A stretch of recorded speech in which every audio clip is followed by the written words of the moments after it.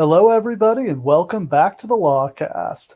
This week, the march to WrestleMania continues as we tackle Wrestlemania IV. It's not bigger, it's not badder, it's not better, it's just longer. I mean, it's debatable whether it was badder. Depending on how you look at it, I guess. This show is 16 matches long. Ooh, a You've got WrestleMania to record. you've got to go to like WCW 2000 era to find a pay-per-view that feels this interminably extended for no reason.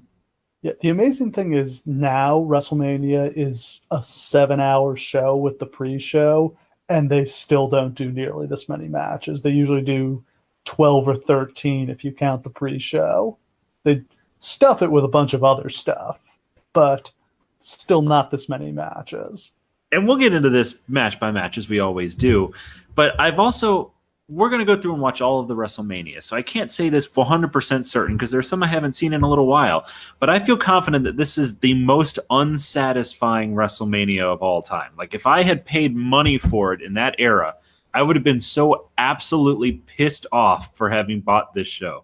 You just mean that in the sense that like nobody takes a fall here. It's all DQs. Yes. Like you really don't get Hogan Andre. It's Nope. all DQs from start to finish. Yeah. And at the time, I probably would have been really hot on seeing Hogan fight DiBiase for the belt. Savage wins instead. Turns out to be a great idea, but still, like it's just like, man, this is ugly. Yeah, it just seems like the height of nobody's allowed. Nobody will do a job to anybody on TV. And Roddy Piper's not even there. So after WrestleMania 3, the WWF, Vince is always searching for how can we make WrestleMania bigger next year. The problem is there wasn't a bigger stadium than the Silverdome that they could run, and they also weren't going to have a main event that could fill a stadium. I think the original idea was, let's do Hogan Andre again. We'll have Andre get a win over Hogan, which ended up kind of, sort of bullshit happening at Survivor Series, as we'll get to. But they eventually decided there was not enough steam left in Hogan Andre to have that main event WrestleMania again. But once Ted DiBiase came in at the end of '87 as a mega hot heel, it became clear he needs to be on top at this WrestleMania. Just quickly, this $1 Million Man character is so brilliant and so perfect, and I think a perfect pairing of the character and the wrestler. I don't think anybody could have played this character better than DiBiase, other than maybe Ric Flair. Maybe Vince McMahon himself, since the character was Vince McMahon himself. McMahon is the real $1 Million Man. But it's absolutely genius. I mean, from the vignettes that they do to like just like the little stuff they do, like having him like embarrass kids in the crowd, or like bounce the ball 10 times and he kicks it away. Oh my God, that's my other favorite thing is the having, making sure he carried around a bunch of cash so he could, protect the gimmick. If somebody walked up to him in a bar and was like, "Why don't you buy a round for anybody in here?" He'd pull out of his wad of cash and do it, or he'd pay for a pack of gum with $100 bill and tell him to keep the change. They'd fly him first class. They'd drive him around in a limousine, which of course led everybody else in the company to hate him. I mean, it's one of the greatest gimmicks of all time. It's also probably one of the best jobs anyone's ever had. Just be like, oh, okay, I'll just be the richest, awesomest man of all time, and they're going to let me. Everybody else in the company is driving shitty rental cars, splitting hotel rooms, eating garbage. He gets to eat in the best restaurants, gets driven around in a limo. You can understand the resentment. Absolutely. But the reason that it works is that Ted DiBiase embodies it so unbelievably. And here, he's so liquid hot that there's a reason why the debate that surrounds this show is whether the belt should have gone on DiBiase here, as opposed, even though they did not do heel champions at all. And that's mostly just because DiBiase was unbelievably awesome at this point. Yeah. He is the only guy I think they ever consider in this era for a real run as a heel champion. There will be, Savage as a heel briefly the year after this. There's Slaughter. They do it a couple times where somebody gets the title a heel will get the title to set up WrestleMania, but nobody ever gets a run with it in this era. It's always a babyface champion well into the 90s. Absolutely. So brewing in the background is that the war with Jim Crockett Promotions is really starting to get hot. When Crockett decides to take Starrcade to pay-per-view for Thanksgiving 1987, Vince decided to play some hardball. He schedules the Survivor Series pay-per-view for the same day.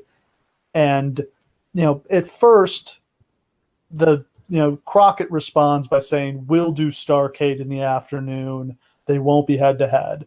The cable companies are thinking, okay, we're going to get 2 for 1. And some start even, offering deals where you get a reduced price on one if you buy them both.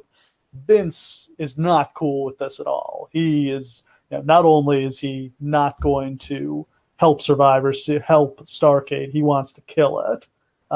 So he injects a lethal dose of poison by telling the cable companies that if they show Starrcade, not only can they not have Survivor Series, but they also can't have WrestleMania the next year.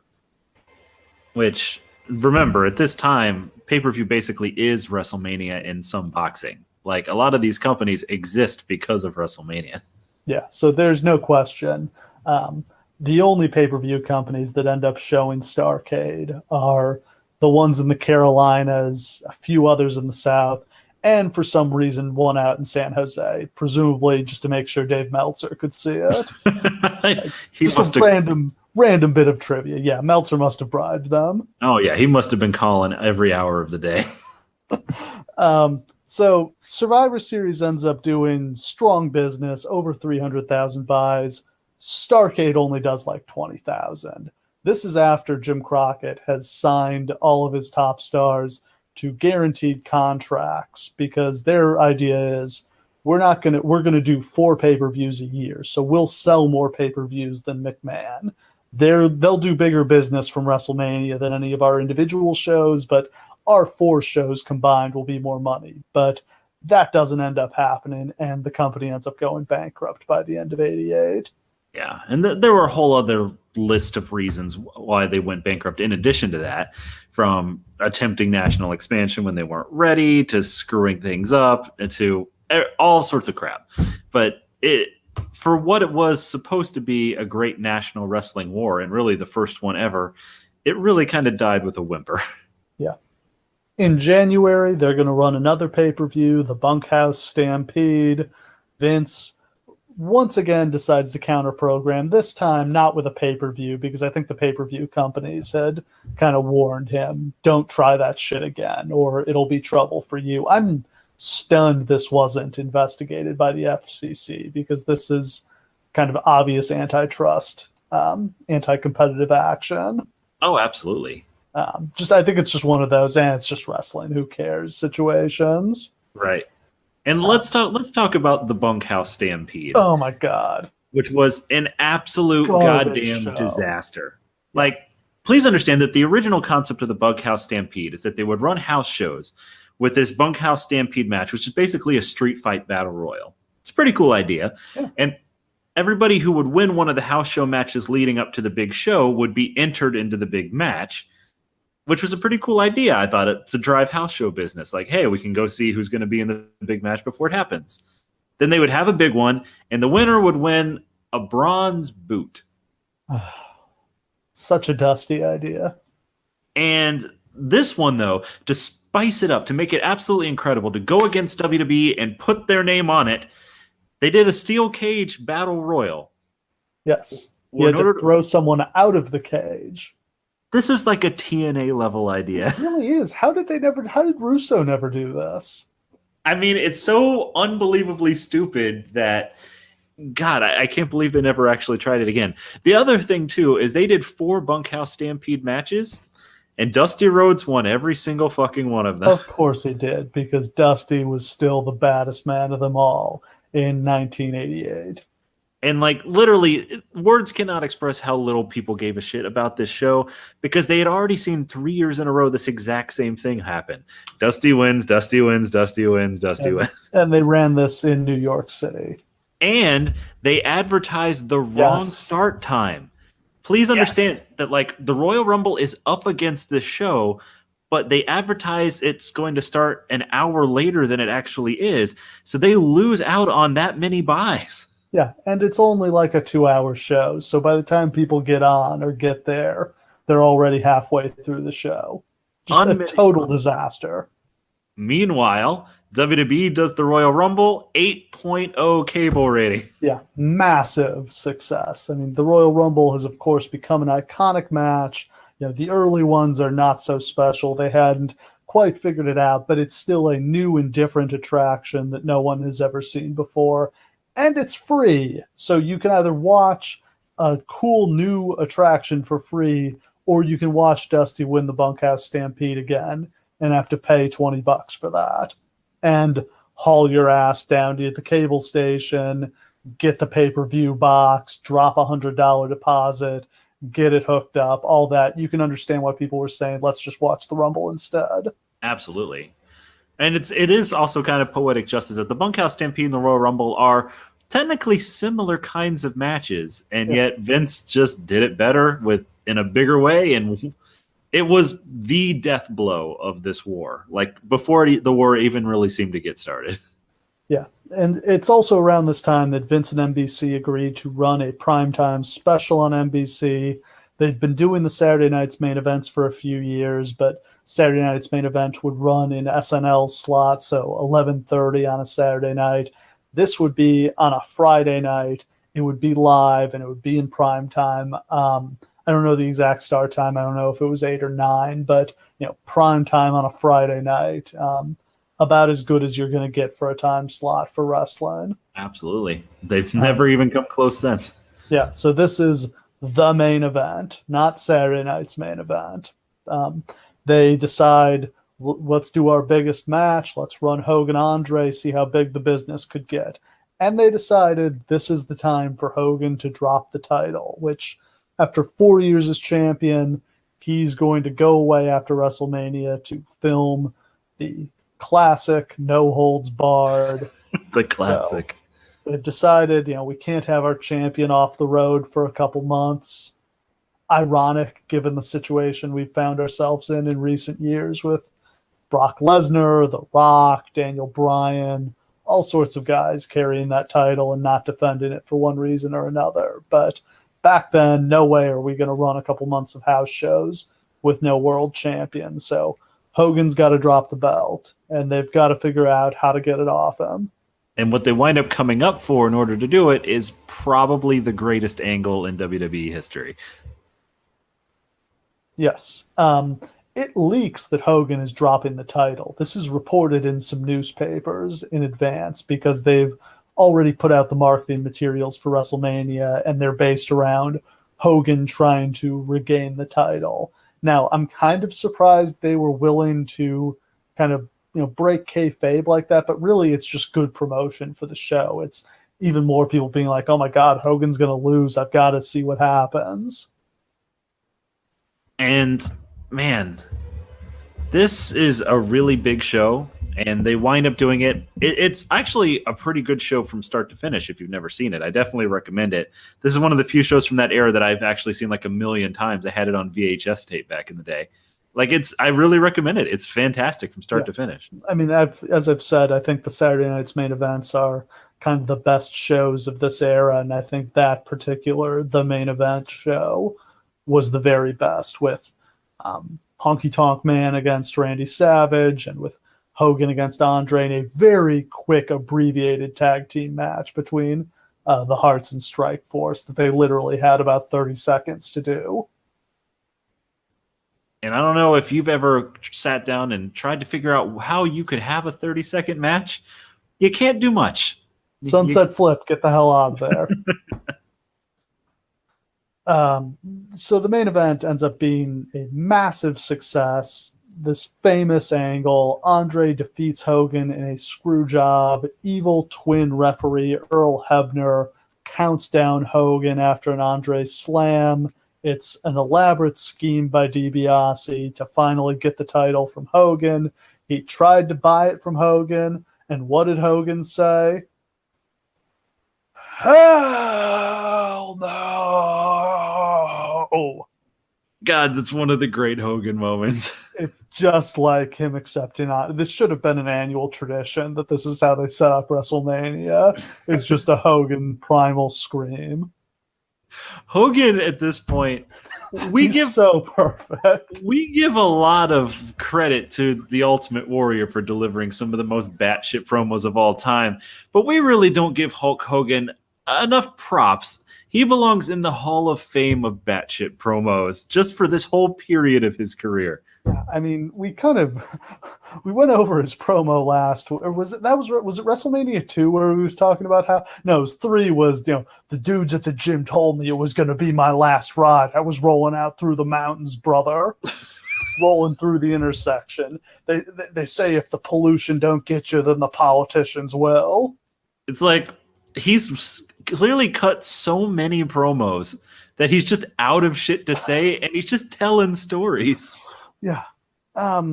So Andre wins the title. He takes the mic in the ring, surrenders it to DiBiase, calls it the World Tag Team Championship twice. He can't get his one fucking line right.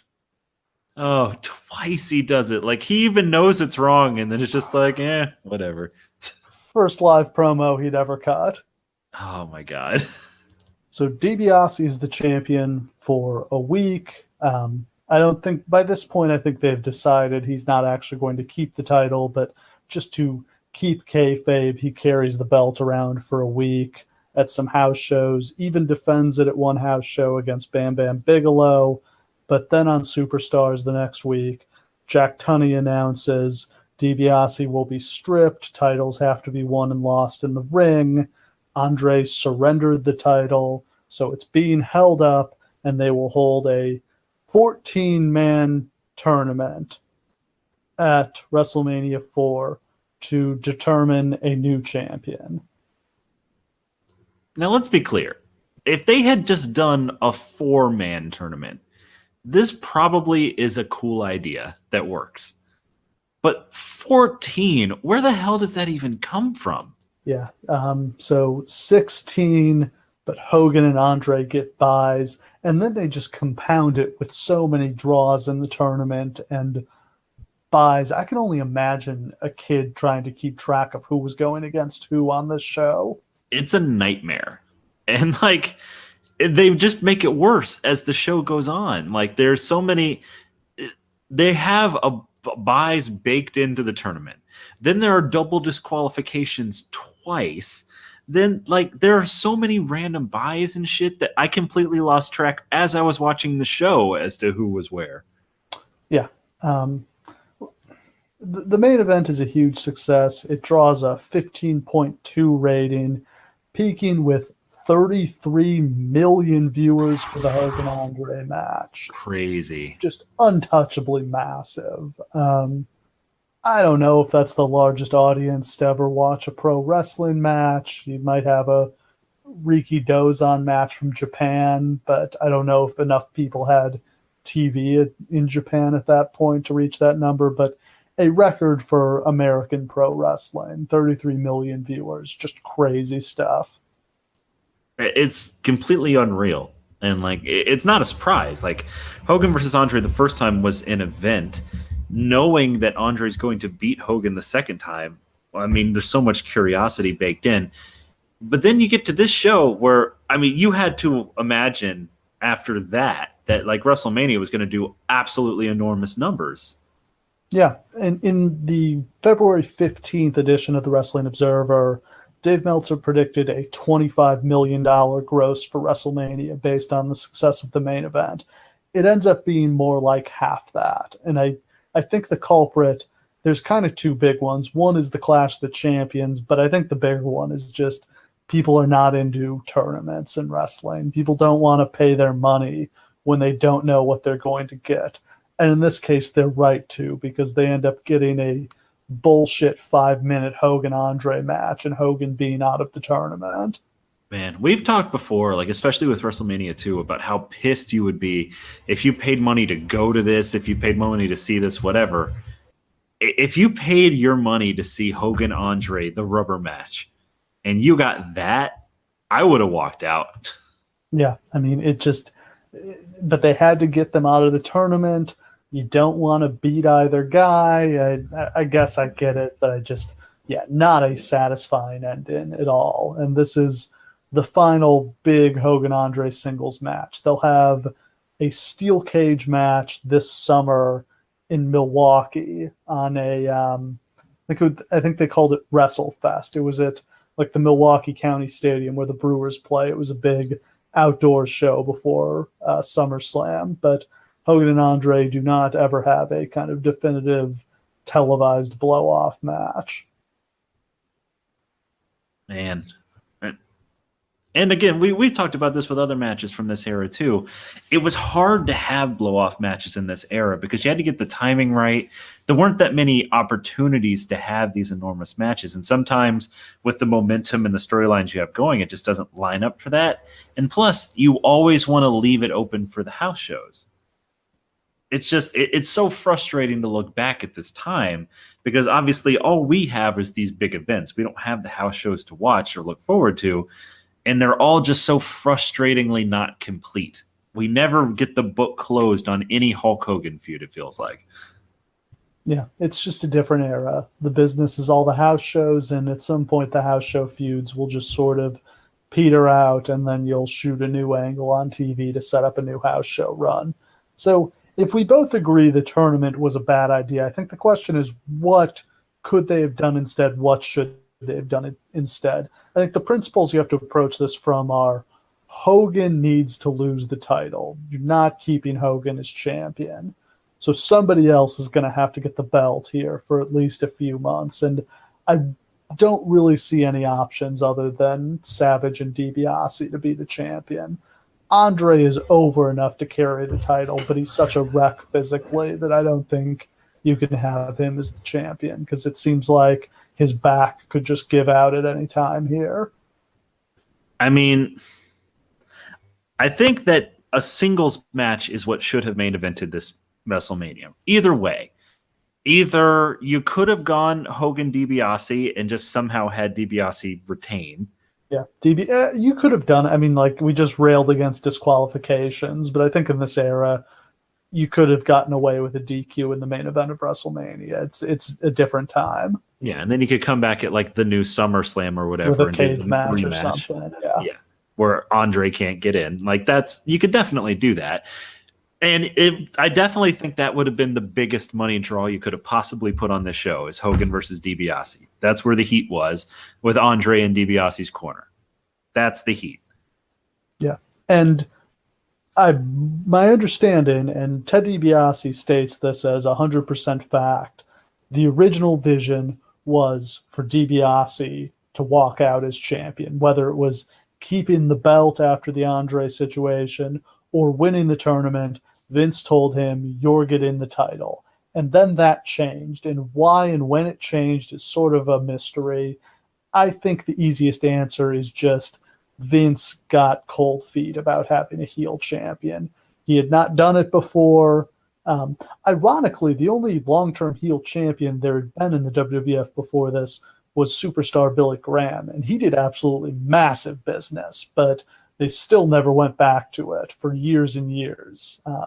The WWF was just always the babyface territory. So I think Vince just got nervous about the idea of having a heel champion on top. And here's the conflicting alternate universe thing. You couldn't do DiBiase as champion any other time but here. This is the time. If you're going to do it, it has to be here. He has to be the champion with Andre behind him. That's it. Alternately, we know the future because we have the benefit of hindsight, and we know that the Mega Powers Explode is going to happen, and it's maybe the biggest storyline of all time. Yeah. That's obviously the right way to go. But in this moment at this time, when you don't know what that's going to happen, it must have been so difficult to make this decision. Yeah, I think I would have been saying, let's go with DiBiase. Savage is great, but we can get him the belt later. It's going to be hard for any babyface to be the champion after Hogan.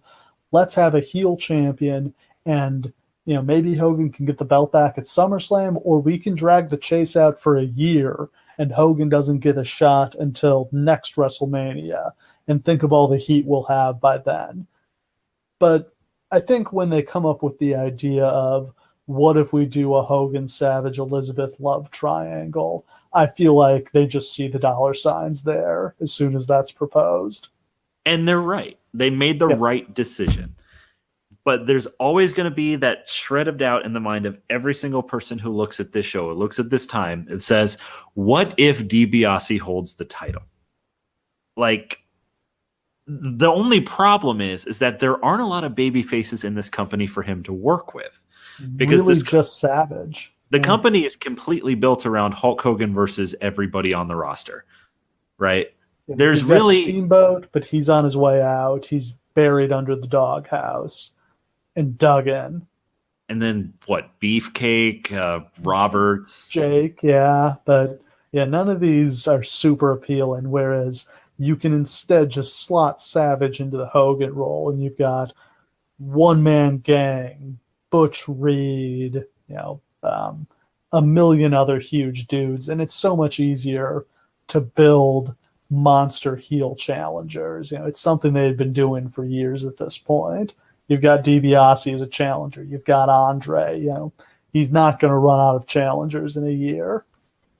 But if you look like a year or two down the line and you consider DiBiase still being on top or near the top, then you're looking at like DiBiase versus the Ultimate Warrior versus like an on fire Jake versus there's stuff there. And that's what makes this such a compelling what if, is that it would have been equally effective to have DiBiase win the title here as what they did.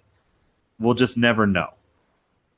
Yeah, I think business would have been good with DiBiase as champion. I think he would have had such great matches. He would have been vulnerable. He would have had a ton of heat.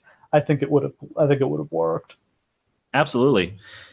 But like we said, can't blame them for what they did. But because of that, really the main event of the show should have just been Savage DiBiase. I don't know how they get there. Maybe Savage already has a title Savage match. wins a battle royal on the undercard of the main event, or he's just otherwise been announced as the number one contender. But yeah, you have that match in place so that he has to get his shot.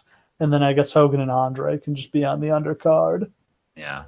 It's just, you have to have a reason for Hogan to be in Savage's corner, for Savage to be fighting on behalf of Hogan against the evil DiBiase. Savage wins. Great moment. Fantastic. You don't need the tournament. No.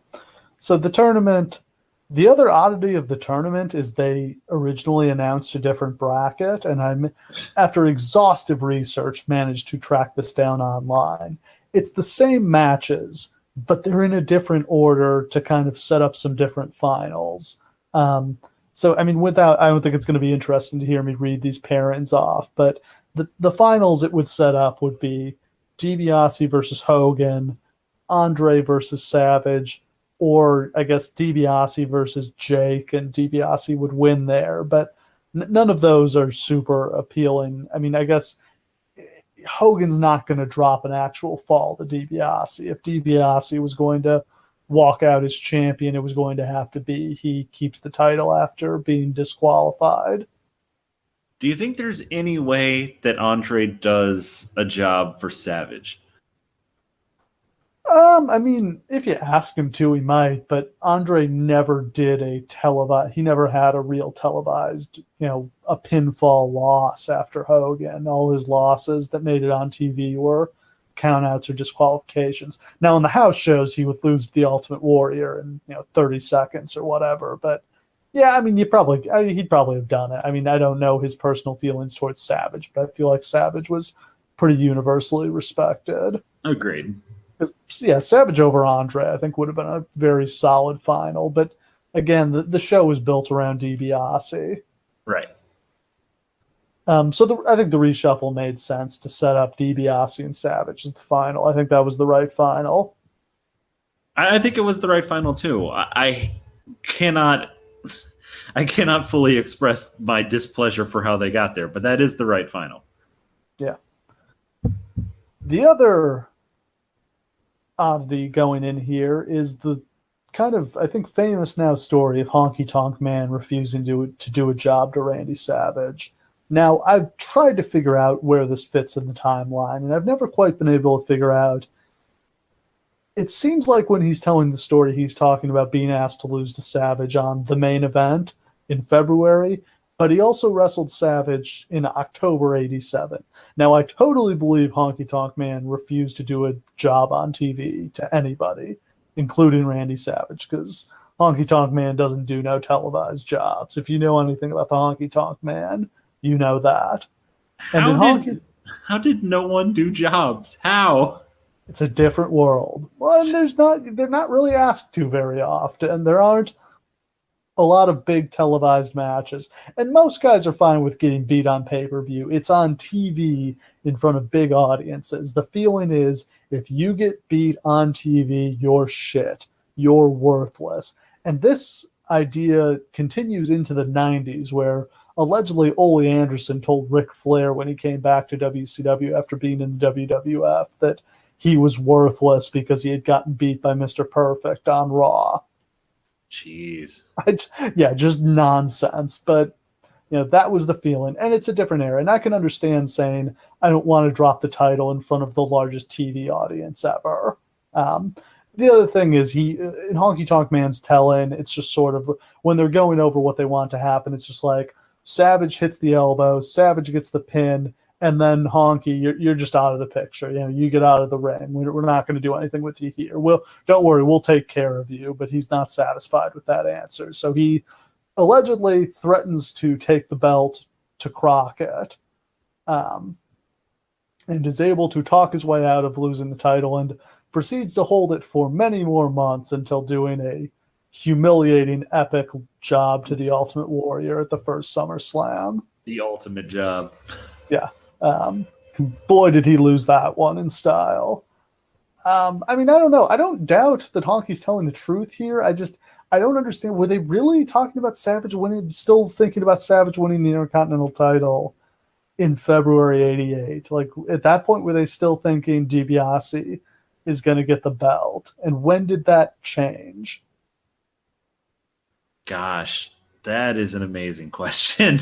Because, this came up on Something to Wrestle With recently, and Bruce Pritchard said he never heard anything about Savage getting the Intercontinental title around this time, which, maybe he just wasn't really in the loop at that point. It doesn't seem like he was all that involved in creative around that time based on kind of the stories he tells, but it seems like word would have gotten around at that point. But, okay, let's say that this is true. Let's say that Honky refuses to do a job, so they throw their hands up in the air and say, well, I guess we got to make him world champion then. That seems crazy. How do you get there? Like, had they already just been discussing, like, all right, well, we have some options, and then they were like, oh, I guess, well, Savage is an option now, and then they just fall in love with the idea? How do we get there? Yeah, it might be they wanted to put the Intercontinental title on Savage so that he wouldn't have to lose it. He wouldn't be in the tournament, and he wouldn't have to lose in the tournament.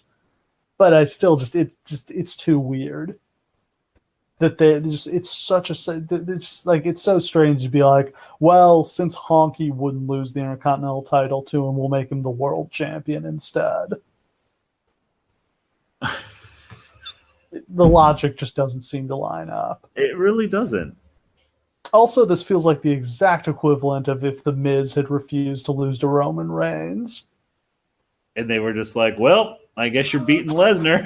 Yeah, the wrestling world has changed a lot since then. Right. So the location for the show is Atlantic City. Have you ever been to Atlantic City? I have not been to Atlantic City. I can't say that I have been excited. Don't go. It's terrible. Yeah, I've never been excited to enter New Jersey in any way in my life. I don't even have a problem with New Jersey, but Atlantic City is a dump. And it may have been worse, but I don't know. I feel like Atlantic City got better and then has gotten worse again now that the casinos are going bankrupt. At this point, this is kind of early in the kind of sort of Atlantic City renaissance. Longtime friend of WWE and President of the United States, Donald J. Trump. Good Lord. I imagine, think of how different, if we had done this podcast 4 years ago, think of how different this discussion is. Yeah, we just feel like, oh, that's that fucking Trump guy. What a weirdo. It would not be, oh, look No, at the enemy of the free world, Donald Trump. the president of the United States of America sitting Oh in the my. front row for this WrestleMania, and he looks bored as shit. He does not give a fuck about professional wrestling at all. I He saw sees, him react to like three things. He laughed in the Heenan match, like at the Heenan spot where he gets slammed. He clapped when Savage won the title, and I think he clapped for Hogan. which I That's assume that was because those were the only people he knew. in a 4 hour show. These were the only things that drew any reaction from him. I would give that they made him actually be there.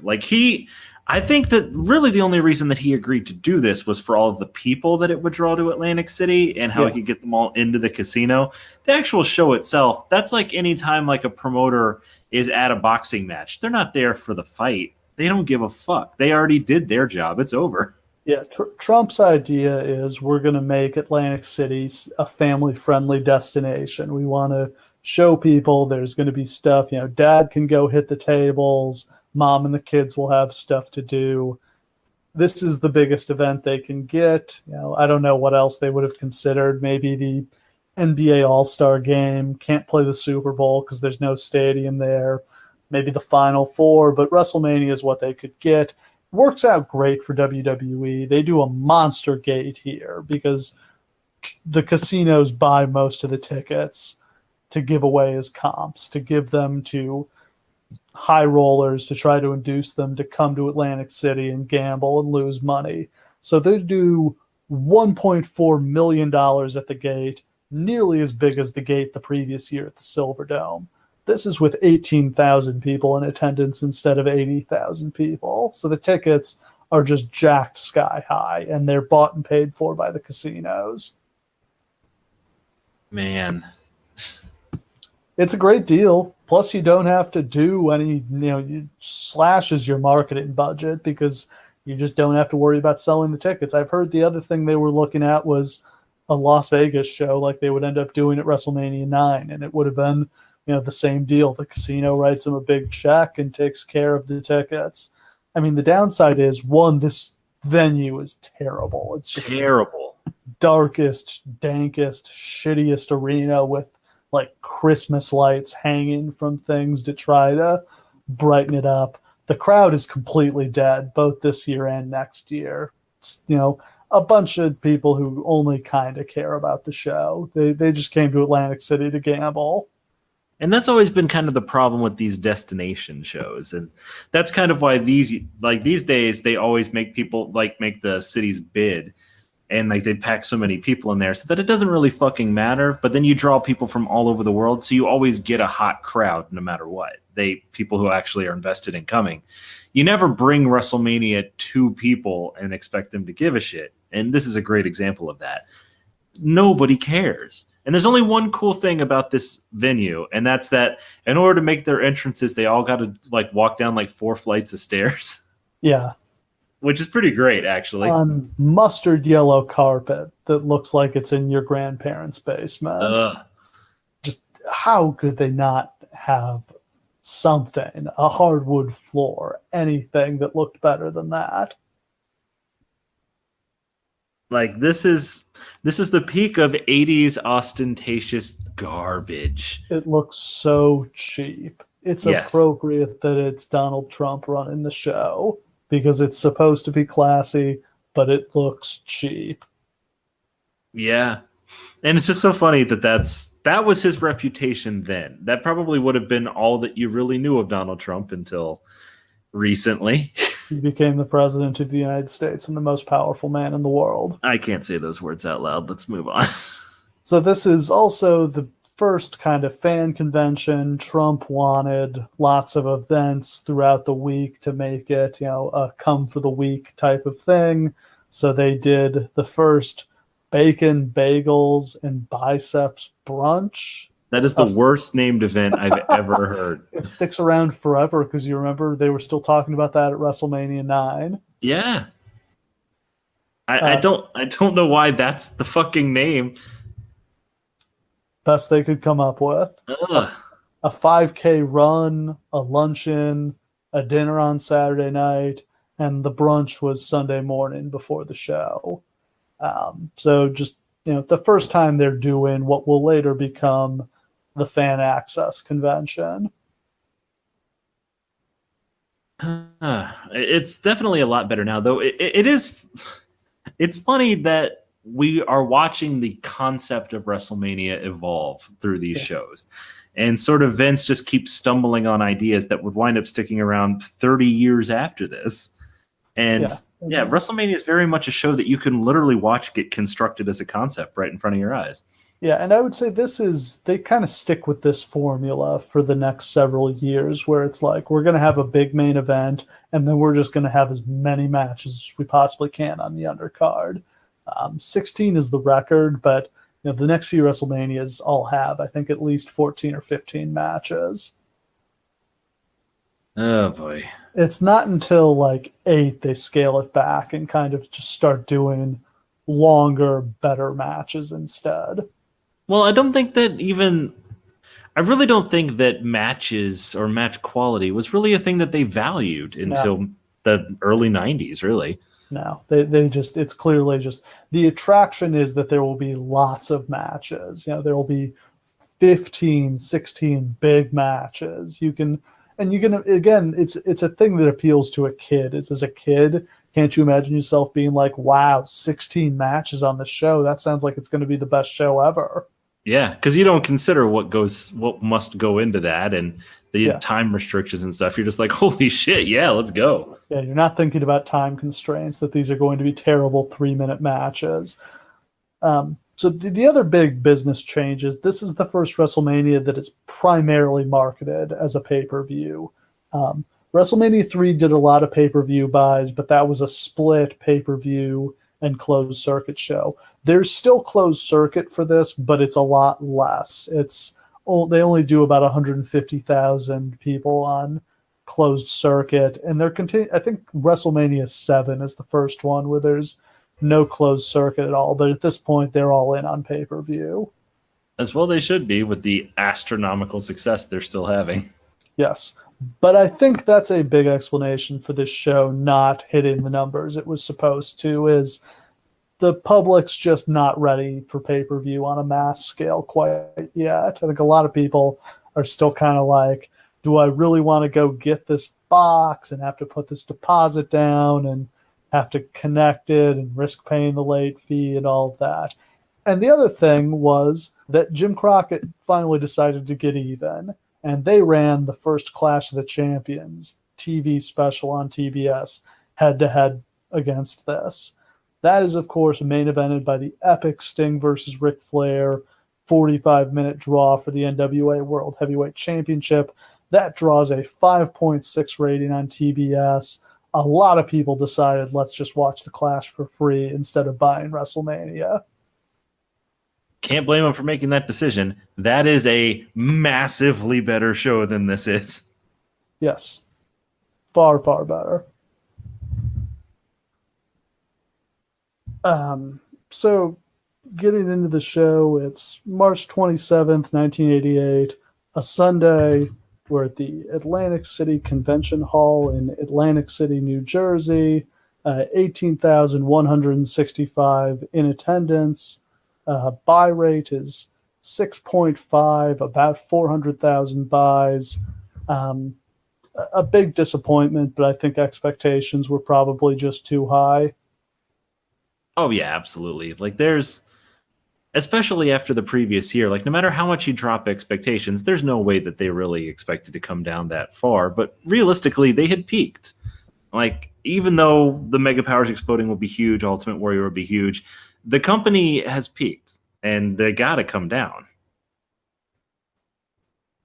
Yeah, I mean, I think just it's a mix of technology, it's a mix of a tournament, not really having a big match, the Clash of the Champions. All of this combines to make this show still a financial success, but a disappointment. What do you mean they don't have a big match? Don Morocco wrestles Dino Bravo on this show. A main event anywhere and main event nowhere. On commentary, of course, Jesse Ventura and Gorilla Monsoon. Oh my God. Like this, This is they're getting so into the good. peak. They're great here.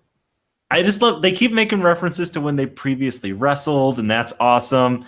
Yeah. Bob Euchre is out there for a little while. Euchre's great. Euchre's one of the best celebrities they ever had. He's the star of the show. He's the funniest person there.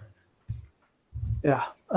So Mean Gene kicks us off. He introduces Gladys Knight, who performs America the Beautiful. Once again, very high quality musical guest. Absolutely. And if you recently watched the NBA All-Star game and saw Fergie's attempt at doing one of the national anthems, let me just say that you'll more appreciate Gladys Knight doing it. Fergie's so woke, her voice took a knee. Oh, that's a great one. So we open up with a 20-man battle royal because there aren't enough people or enough matches on this show. We've got to do stuff other than the tournament too. The degree to which the announcers don't give a rat's ass about this match is great. What is there to care about in this match? But the best part is Jesse's the one who's trying to call it, and Gorilla's just like, yeah, whatever.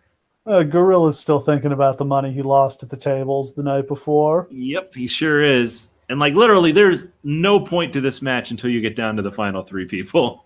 Yeah, so participating, we've got Bad News Brown, Boris Zukov, Bret Hart, Brian Blair, Danny Davis, George Steele, Harley Race, Hillbilly Jim, Jacques Rougeau, Jim Brunzell, Jim Neidhart, Jim Powers, Junkyard Dog in his final WrestleMania appearance, Ken Patera, also in his final WrestleMania appearance, Nikolai Volkov, Paul Roma, Raymond Rougeau, Ron Bass, Sam Houston, and Sika.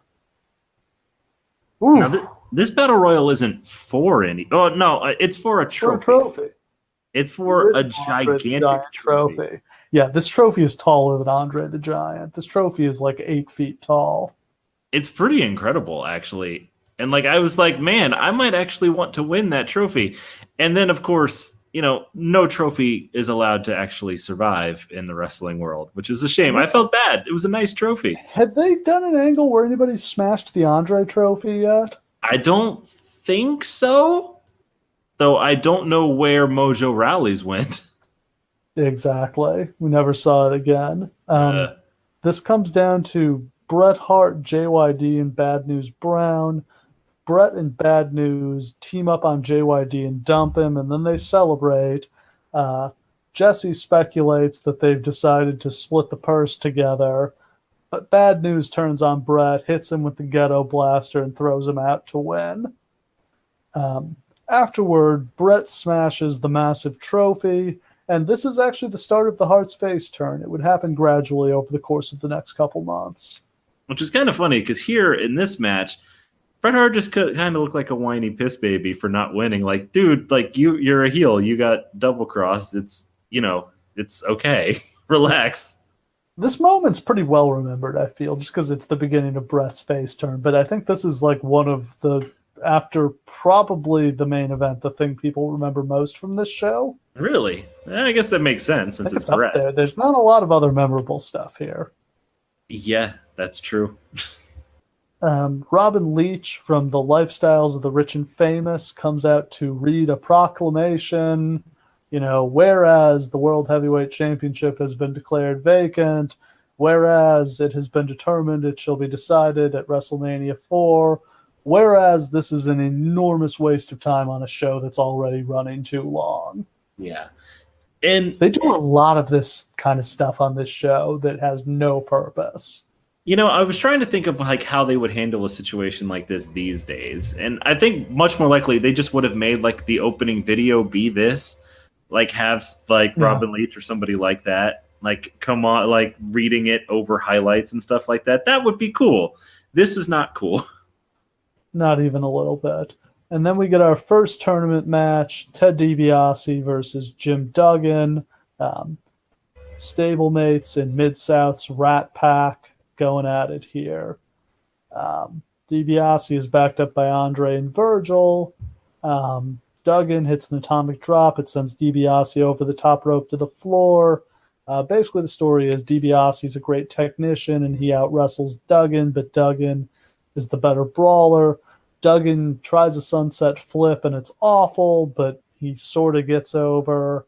He hits a vertical suplex, but DiBiase pops up, comes off the second rope with the axe handle. Duggan catches him with a shot to the stomach. Press slam from Duggan, but he gets tripped by Andre. DiBiase hits him with a fist drop and wins in 5 minutes. Nothing much to that one.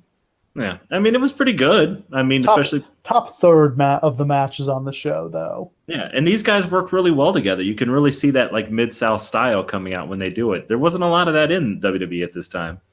No, I think Duggan would have made a strong challenger for DiBiase if DiBiase had gotten a run with the title. Those would have been good house show matches. Yeah, unfortunately, they would have definitely made DiBiase like an anti-United States millionaire just so they could do that. Mean Gene interviews Brutus Beefcake, who will challenge the Honky Tonk Man for the Intercontinental Championship tonight. Gene literally compliments Beefcake on his package. This is also an incredibly weird promo where Beefcake basically says that he's going to murder Honky Tonk Man. And then it's just like, haha, haircut, I mean. And it's like, oh, okay. You look insane. Like a very insane person. Yeah, Vince could have sent Beefcake in to shoot on Honky with those shears.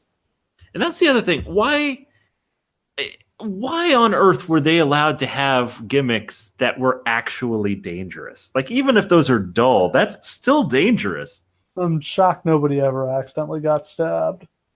I mean, do you remember, like, in last year's where, like, Adrian Adonis takes a bump with the shears, like, off the ropes? That's so dangerous. Next tournament match, we've got Dino Bravo versus Don Morocco.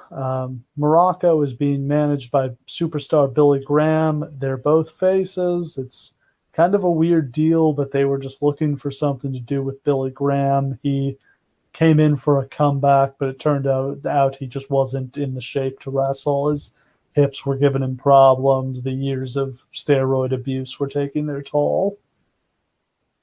Yeah, it's unfortunate. It must be said, Don Morocco is very far past his prime at this point, which is kind of a shame because he looks like $1 million. Like, he looks like the kind of guy you really could have made some money with. And he did make a lot of money in the territory days. But I think he'll mostly be remembered for his role in, like, kind of the early mid-'80s with, like, Snuka.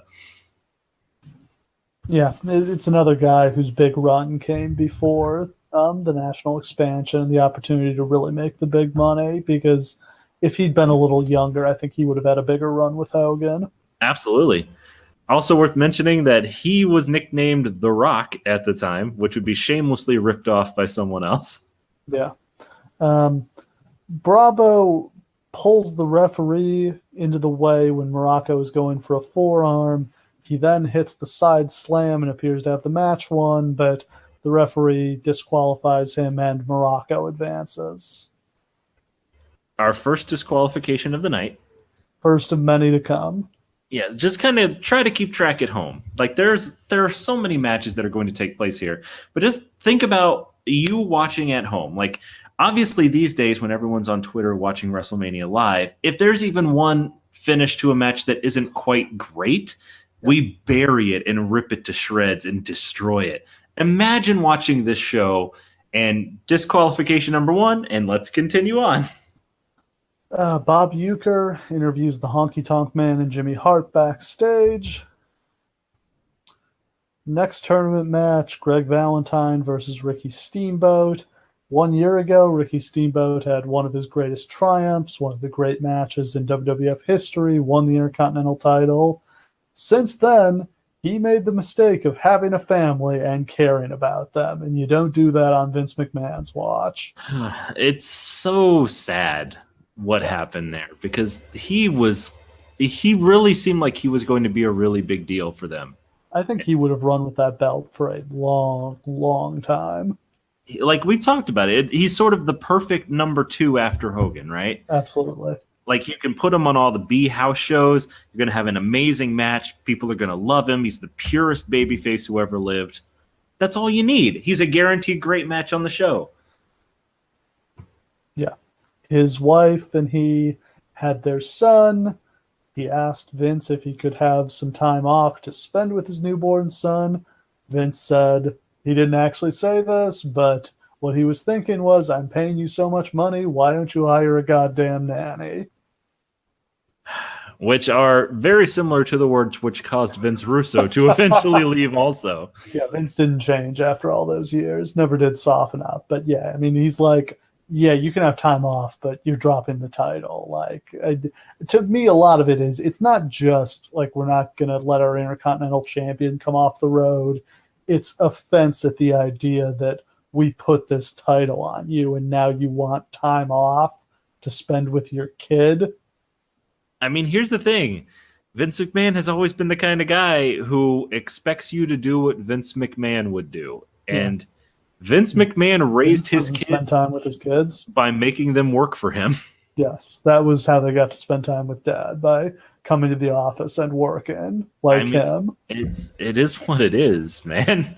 It's so sad because you see him come out with the kid who caused all these problems, Richie. Yeah, which is really great. But also, Richie Steamboat was going to be a really huge deal in the wrestling industry. There was a time where he was the pride of the entire developmental. Like, they were going to make him... What ended up happening with him? He got a really horrible injury, and he couldn't come back from it. And, like, it's such a shame because literally everybody who was doing jobs to Richie Steamboat in developmental became a gigantic star. And this was right when NXT was going to hit. And, now that I think about it, I've seen some of his matches. He had good matches with like Seth Rollins, Cesaro, all those guys who were around back then. They were going to put I think it was still Florida Championship Wrestling at that point. Yeah, they were literally going to put the rockets to him. He was going to be the developmental guy, and it never happened. And it's such a disappointment because, man, how cool would that have been? Yeah, so Steamboat lost the Intercontinental title to the Honky Tonk Man. And, that's it for him in the WWF. He just gets jobbed out for the rest of his run here. When he comes back in 1990 or 91, they make him the Dragon, have him breathing fire, which I guess they saw as a cool entrance, but I always just thought was cheesy, and he never got any real push from that. He ended up going back to WCW. He doesn't have another WrestleMania match after this until WrestleMania 25. That is really incredible. That is a really long time. So Ricky Steamboat is actually the answer to the trivia question, who went the longest between WrestleMania matches? That's fantastic. And he went about 20 years. And he still never had a bad WrestleMania match? Nope, because he was amazing in that match, and I can't wait until we get to talk about that. Cannot wait. He wasn't originally going to be in that match. You know who was? Who? His opponent tonight, Greg the Hammer Valentine. Oh my God, that would have been Imagine how bad that match is with Greg Valentine in it. Oh my God. Yeah. Vince was, according to Jericho's book, Vince was hung up on the idea that all three of his opponents had to be from the first WrestleMania. So it was Steamboat, or Piper, Snuka, and Valentine. And so I think Jericho literally went on Wikipedia, looked up the first WrestleMania card, and saw Steamboat on there, and that was his salvation. It's just amazing that okay, obviously we're getting ahead of ourselves because we'll talk about that eventually, but it's amazing that they convinced Steamboat to come out of retirement for that. Yeah, he hadn't wrestled since 94, since he'd hurt his back. I think most of us had just figured that he never could, and he comes out in amazing shape and tears the house down. Yeah, looks like he hasn't missed a day. Amazing. Yeah, one of really the all-time great performances in wrestling history. I can't really think of any. I mean, when Shawn Michaels has his comeback match against Triple H in 2002, yeah, he's amazing, but he was way younger and had only been out of the ring for 4 years at that point. Right. We're talking about quite a few more 20 years. years. Well, not quite. 15 years it had been. And he's so good. So everybody going into this looked at these tournament brackets and said, okay, we're getting Savage Steamboat 2 in the second round, but it's not happening How do you because not do that? Why do you even have Steamboat on this show if you're not gonna do that? fuck Ricky Steamboat and his son. That's why. I guess maybe it's hard to make Savage look like a babyface if he's facing the only guy on the card who's the more babyface than him. But like, He gets a clean win and they shake hands and Savage got his win back. and That you would have can, been perfect. It and he's doesn't the only have to guy be. he's the only guy who will do a job on this whole show. It doesn't have to be last year. It can just be a really good match. They can make the. I mean, they only had 14 minutes last year. They could have come up with 12 minutes for them here if they had moved some things around. That should have been a semifinals match. If we're rebooking this tournament, that's gotta happen. Yeah. Steamboat does his Steamboat stuff. Gorilla calls Steamboat the excellence of execution. He was trying that one out for years before it stuck with Brett. Yeah. I mean, it's actually true about Steamboat, but it is funny to hear somebody else called that. This is where, to me, the commentary really got hilarious. Gorilla points out, how can Valentine win a 15-minute time limit match when it usually takes him that long to get warmed up? Jesse shouts out Barry Blaustein, his agent in Hollywood, who would end up directing Beyond the Mat years later. He says Blaustein predicted Steamboat would win the tournament. Jesse's just shouting out random shit all show long. At one point, Jesse's like, Gorilla, I don't think that Valentine should try to match holds with the Dragon. He should definitely cheat. And he does, because he wins with his feet on the ropes in 9 minutes. Look, I know that there are people out there who really love and treasure Greg Valentine. There's got to be somebody out there who just really gets rock hard for Greg Valentine matches. They always suck. And I'm not a big fan. He's okay. It's just it's a very different style. It's a very 1970s style of wrestling. Yes, and I guess that's why he's so popular. Well suited to TV. Yeah, I guess that's why he's so popular among other wrestlers, because he kind of perfected that style, but he perfected it a decade too late. Yeah, he's just a guy who's meant to have house show matches where you can, really slow the pace down, do long headlocks. That kind of wrestling doesn't work on TV. No, and it's just annoying. And I'm always unhappy to see him on these shows. Yes. So a year after this, Ricky Steamboat will be the NWA World Heavyweight Champion and wrestling Ric Flair in one of the great matches of all time at the Clash of the Champions in New Orleans. So that's pretty good.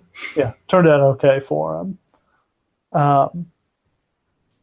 Next up, Mean Gene interviews Coco Beware and the British Bulldogs, along with their mascot Matilda. They just got her back after Bobby Heenan had kidnapped her. That's sort of the basis of the feud, is Heenan has been complaining about animal mascots. Yeah. What a waste of Heenan, Like, I know the Islanders.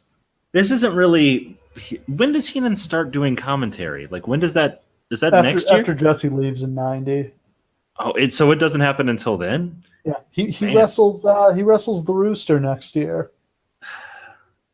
It just seems like Bobby Heenan is such a genius, and there's so much that you can do with him, and he was such a gigantic, integral part of like the story that they told the previous year that drew all that money. And it just feels like they never have anything for him to do after this. Yeah, here he's real. I mean, this is just such a nothing match on this card. Yes, who cares? Yeah. So in the next tournament match, we've got Randy Savage against Butch Reed. Savage gets a gigantic pop. It's like the first time the crowd has popped for anything tonight. I guess I had kind of thought in my head that maybe they just kind of like mega pushed Savage out of nowhere. And that's not really true. He had been around for so long and such like a big part of the shows. I guess I just you didn't really see his face turn so much.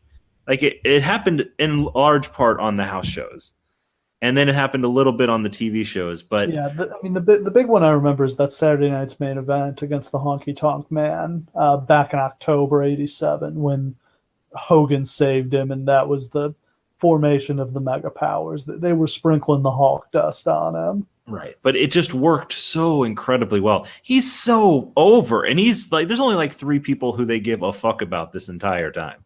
Yeah, and Butch Reed is not one of them.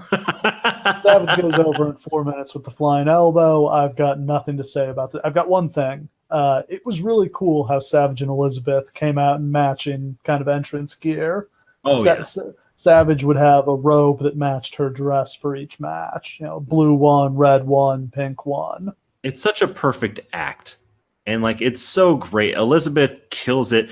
And I don't think Elizabeth gets enough credit because she's always just kind of thought of as like the quintessential valet, arm candy, didn't do much. She's a large part of all of these matches and all of these storylines. Like the pop Savage gets for holding the ropes open for her is so big. Every time he does that, the crowd goes crazy. Like they're very much a team. And I kind of feel like that's gotten lost over time. Like she's kind of got lost into the overall package of Randy Savage. But man, she was just as important. He's not as big a star without her. Absolutely. I don't think there's any question about that. That's why he really falls off when the Macho King things happens. It's not the same anymore. As much as we love Sensational Sherry. Absolutely. Like there's never been a wrestler valet package like these two ever. Not even close. Next tournament match, we've got Bam Bam against the One Man Gang. Bam Bam and his saxophones. Oh my God, Vince loved that entrance theme. More horns. Yeah. God, it's so bad. Everything about Bam Bam Bigelow in this era is so strange. Why did they think he was a babyface?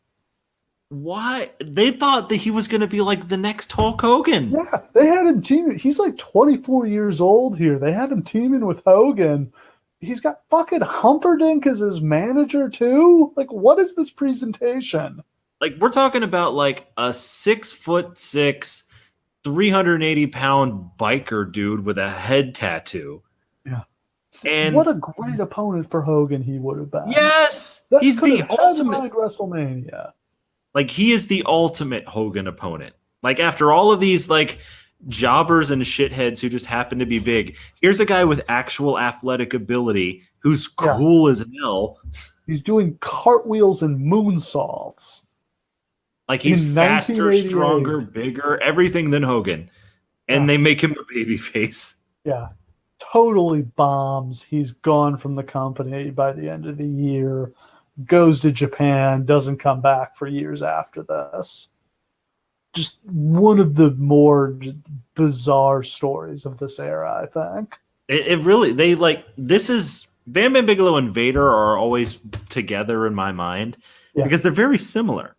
Two guys who strangely Vince just couldn't figure out how to use. See, that's the thing. WCW figured out immediately what they had in Vader, and they got a big star. They could have had that in Bam Bam. Yeah, Bam Bam ends up back in Japan and has a ton of success there, and will eventually come back and headline WrestleMania 11 against Lawrence Taylor. And I can't wait to get to that one because that's going to be so fucking weird. That's that's probably the strangest WrestleMania. It's one of the WrestleManias that feels the smallest, being in Hartford of all places. With some, and anyway, we've talked longer than this match went on because Bam Bam is counted out after about 2 minutes, and One Man Gang advances. Did you feel like they were trying to give One Man Gang a weird mega push on this show? Yeah, he's Savage's first challenger. He wrestles Savage on the house shows and then on Saturday night's main event in May. I like One Man Gang, but I just don't see it like him being like the next big heel here, and it really seems like that's what they're going for. But he's gigantic. I mean, he is gigantic. That's definitely true. This is what Bam Bam would be a better fit, but for some reason Bam Bam's been cast as a babyface. And One Man Gang is maybe the best wrestling name anyone's ever had. Oh, God, I can't believe they made him Akeem. That's such a travesty. He's Yes. Akeem a year after this, isn't he? Just about, yeah. By WrestleMania 5, him and Bossman are teaming up. It's so strange how they dropped that great character. Just it's a disaster all the way around. Like they make so many weird booking decisions, and they just keep getting bailed out by Hulk Hogan during this whole era. Speaking of the man, we have the highlight of the show Oh my as Mean god. Gene interviews Hulk Hogan.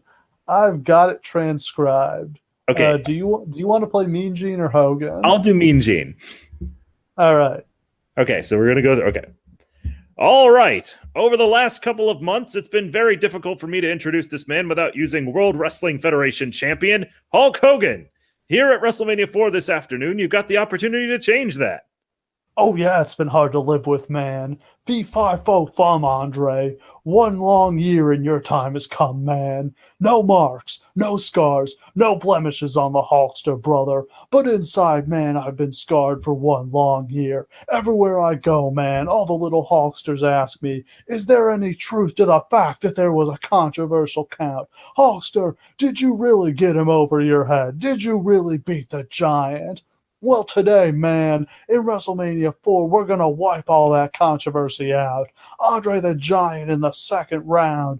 When you're fresh as a daisy and the whole world watching, I'm going to prove it, brother, that I can beat you anywhere, anytime. And all my Hulkamaniacs, they're going to feel it too. Now, for the record, this is a totally normal promo at this point. Yeah, so far, nothing out of the ordinary. Now let's go to part 2. Speaking of Hulkamaniacs, Hulk Hogan, we've seen them here in Atlantic City, and I know millions of others are watching very intently all around the world.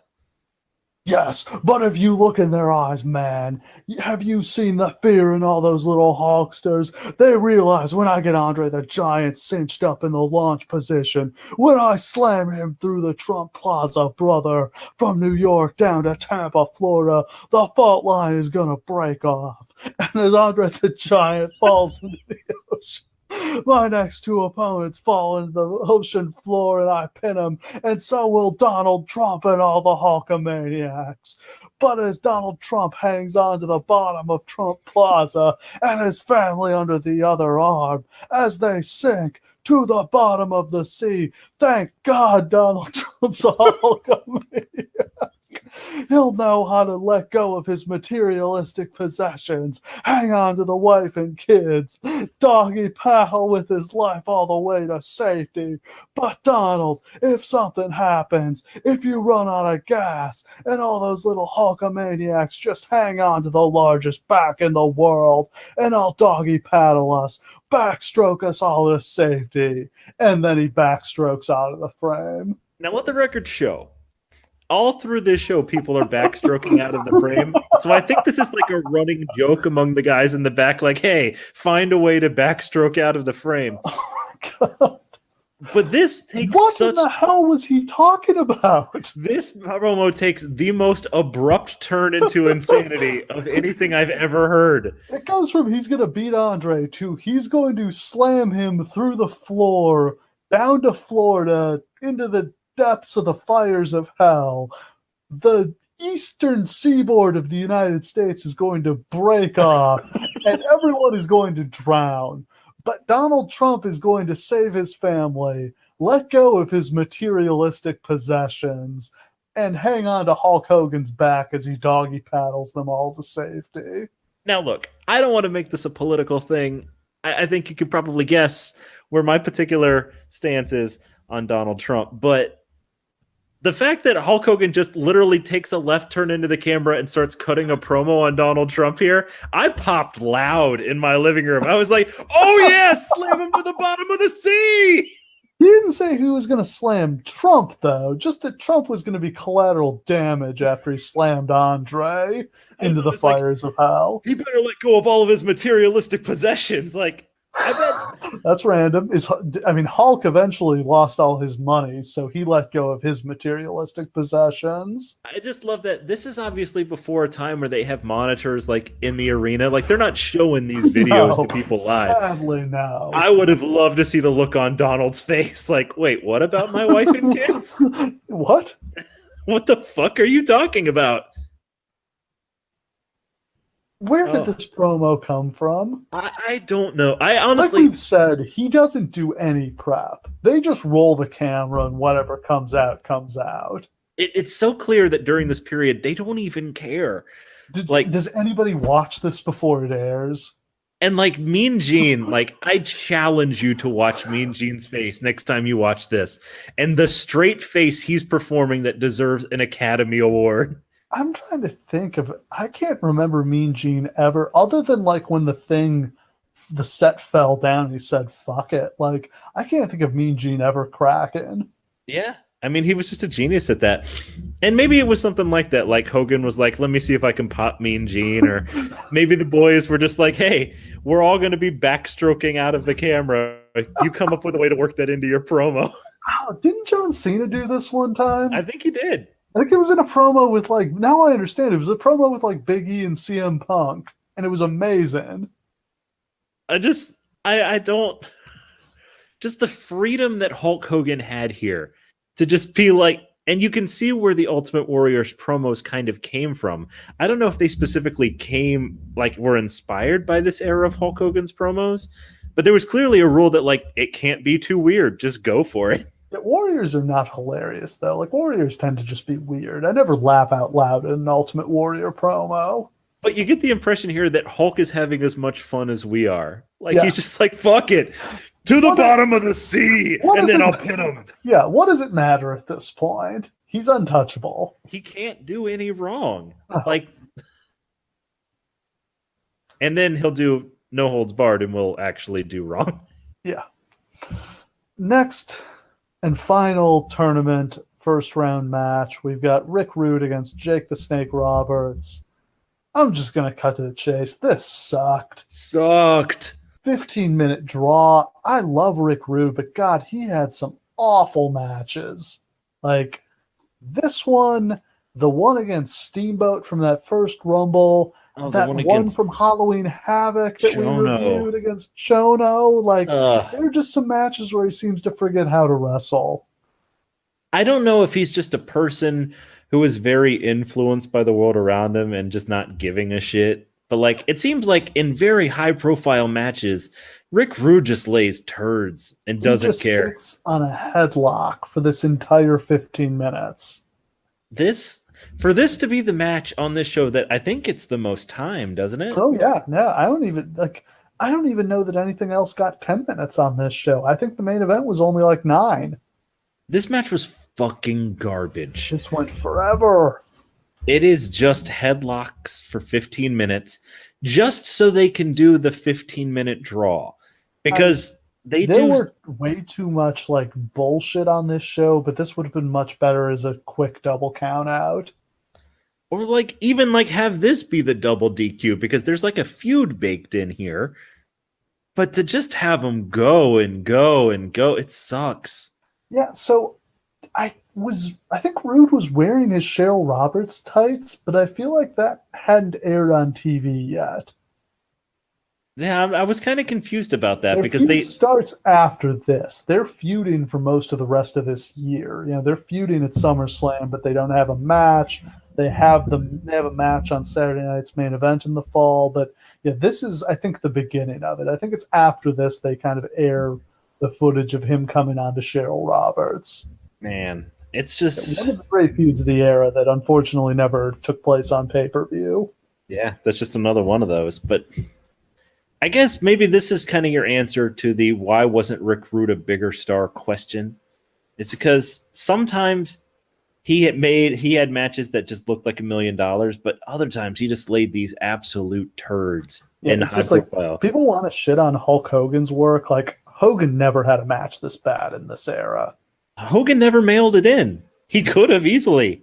I mean, his match on this show is pretty bad, but it's a lot more understandable. He's not working with Jake Roberts. He's working with Andre, and Andre's really looking rough at this point. Yeah, he is. But yeah, this is garbage. Like, you can just skip this whole 15 minutes and miss nothing.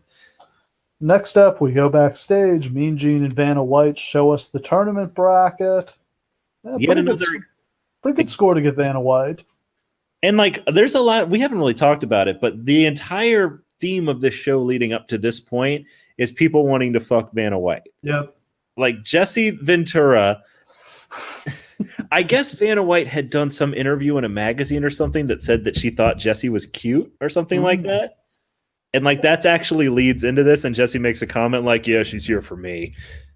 Yeah. Bob Uecker's been looking for her all night and just can't find her. Jesse Creepy gave old him man Bob Uecker is trying so hard to fuck Vanna White. That's the whole backstory of this show. So next up, we've got the Ultimate Warrior versus Hercules. The feud here is something to do with Hercules' chain. Warrior is freshly debuted, coming in real hot. Just giving him a big guy to work against here.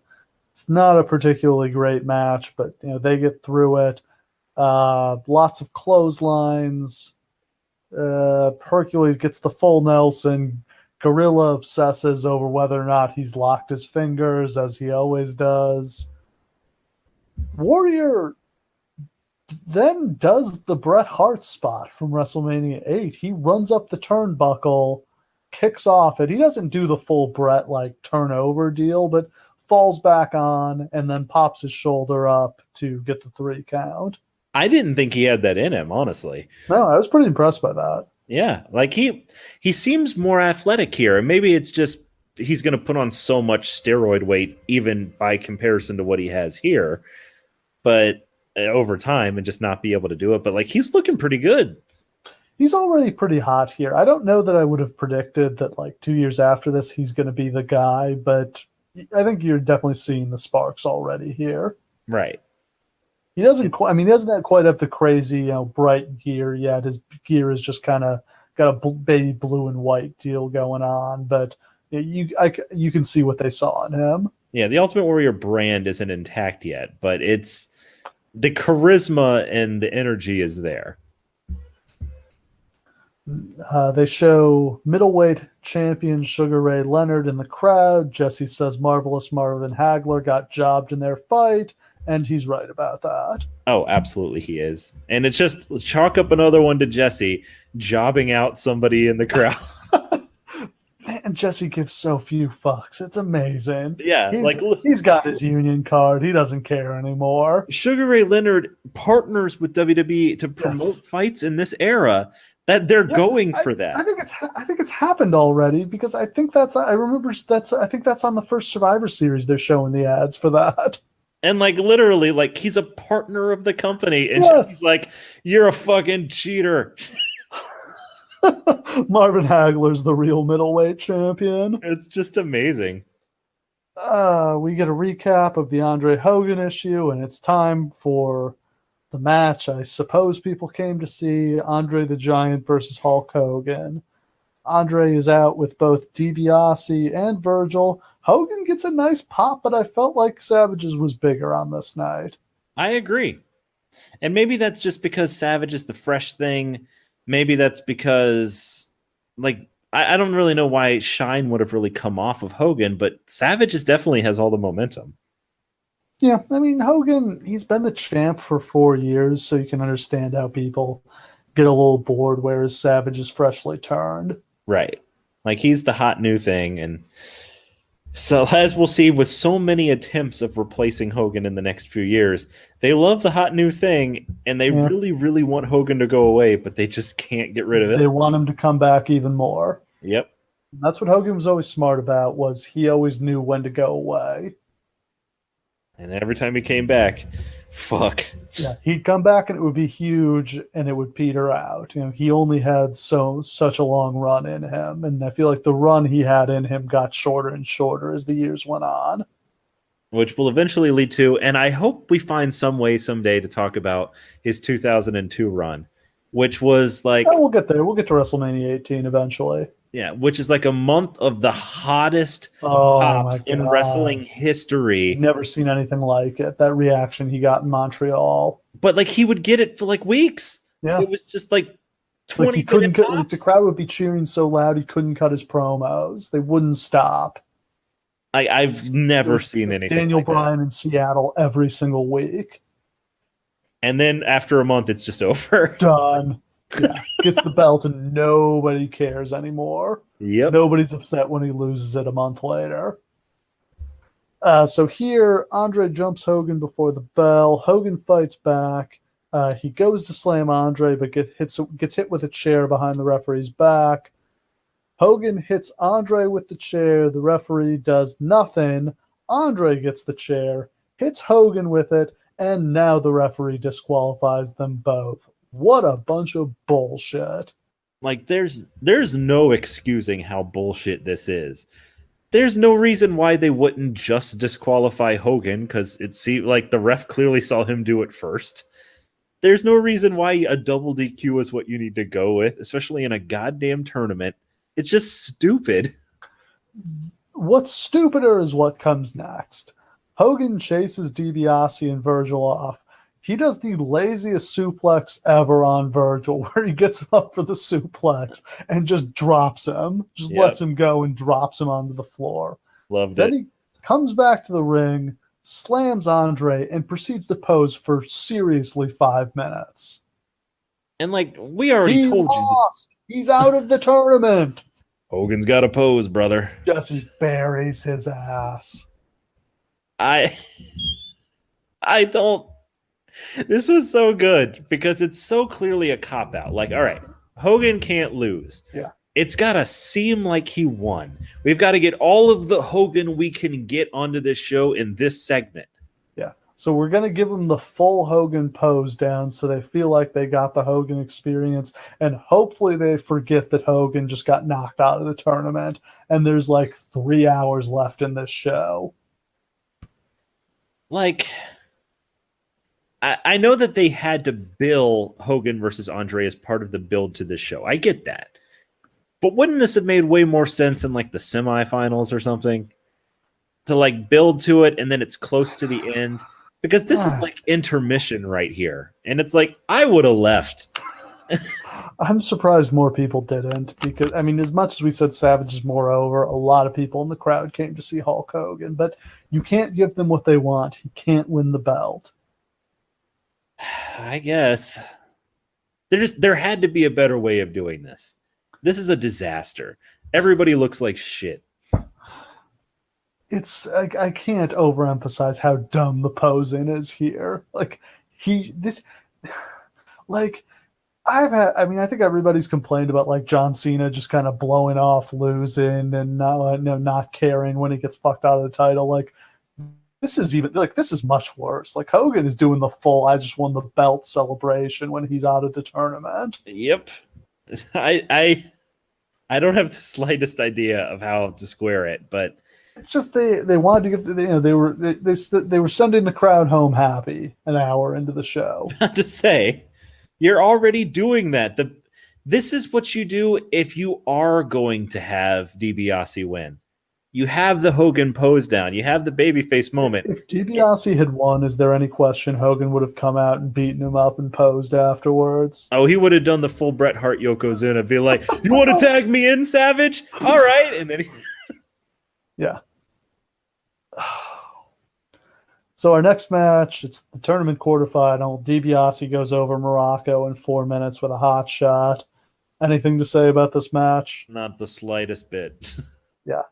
They bring out One Man Gang to announce that he's in the semifinals because he has a bye. These buys are so confusing. This was not a good use of time. Why does he have a bye? He advanced over Hogan. No, he was Rude and Jake. DiBiase is advancing to the finals because Hogan and Andre had their double DQ. You can't do two of these. This is a lot of buys. Yeah. And I get that what they're trying to do is have Randy Savage be the only guy who has to wrestle all of the matches. I get it. They're trying to build him up as an underdog babyface. Okay. But it's just so weird the way that they structure it. And it just feels like they're just like deleting matches as the show goes on. There's just no time for all these matches. In the next quarterfinal, Savage beats Greg Valentine in 6 minutes, gets him in a small package as Valentine's going for the figure 4. Anything to say about this one? I don't. It's okay. It's It's pretty good for a Greg Competent. Valentine match. Yeah. Savage was on fire tonight. He was by far the MVP of this show. He just seems like He's in a different world. Everybody else is in black and white, and he's in color. really, it's like he had the only pot of coffee in the whole arena. Like he's the only one who seems energized and excited to be here. And that's probably at least partially because somebody told him he was winning the belt. You just compare the way guys wrestle here to where like guys are wrestling at WrestleMania in the 90s and the 2000s and today, where they're fucking killing themselves to put on a decent match. And these guys are just like, well, it's just another town. We got their money. Don't be a mark. Exactly. Like WrestleMania hasn't yet become the thing that it became. Like the status symbol among wrestlers where stealing the show was important. Yeah. I don't know when that started, actually. Maybe Shawn Michaels, probably. Like the Shawn Razor ladder match feels like the first time. I mean, that's the first time, like, I feel like two guys went out there and killed themselves. I think it all goes back to Shawn Michaels, really, because that was his entire character and his mission for years. And so many people grew up idolizing Shawn and trying to be that's just who we are as a wrestling society. So we go back to the tournament board again with Vanna White and Mean Gene. Vanna seems unaware that Hogan was eliminated. She's like, I still like Hulk. It's like, good for you. Somebody should probably smarten her up to what happened in that match. Do you think they have like monitors back there? Do you think she's actually knows what's going on? I wonder, was this live or did they tape these? That is a fantastic question. She should know what's going on because they've got a giant tournament bracket behind her on the wall. Look, her job was to turn the letters, not read the words. You know what I'm saying? Point. So then we take a break from the tournament matches. We've got Honky Tonk Man defending the Intercontinental title against Brutus Beefcake. And we get to one of the highlights of the show, which is Sherry Martel as Peggy Sue. Honky Tonk Man's poodle skirt wearing blonde girlfriend. Honky's got his classic entrance theme and all is right with the world. The dancing here is so epic. Couple things. First of all, Sherry Martel can look good in literally anything. Yeah. Damn, that girl looks good. Second of all, they should have just danced. Like, the match doesn't need to start. Nope. Just bring Beefcake and have him dance. Have a dance off instead. Dance off, yes. Let's get creative. Let's go. Beefcake can backstroke up the ramp. Isn't it weird that Beefcake didn't have music? It's extremely weird. I mean, everybody had lots of like most guys have music. Like, you know, Valentine still doesn't. Heels still don't for the most part. Like, Beefcake is a babyface, and especially a colorful one, you would think would have music by now. Brutus Beefcake, look, he's over. He's really over here. I'm not going to pretend like he's not. It's a big deal. His turn was successful. He has his vague association with both Piper and Hogan. It's a thing. But he sucks. He's not good here. And all of his stuff is just very odd. Like, I never got the sense of like what his wrestling style was supposed to be. Like, his whole gimmick is just all over the place. Like, I don't get he's not really a powerhouse. He's not really a brawler. He's not really a technician. He's just kind of a dude. That's his whole career. Yeah. These are two really strong characters, but neither has a whole lot to offer in the ring. So it's kind of just Honky stalling. Beefcake manages to hook the sleeper, but Jimmy Hart knocks the referee out with the megaphone. Beefcake just thinks he's won, even though the bell doesn't ring. Dumbass. Beefcake goes after Jimmy Hart and cuts his hair. Peggy Sue pours a pitcher of water on Honky to revive him, and the referees just show up to get Beefcake out of there, and then he's announced as the winner by disqualification. Now, it was pretty funny watching him cut Jimmy Hart's hair. That was the highlight of this. That was a good payoff. Yeah, I like that. Peggy Sue was pretty great all the way through the whole thing. I couldn't tell you anything that happened in the ring at any point. I just honestly don't I mean, remember. we're like 8 matches into this show. None of these would be even a decent match on Raw today. Right.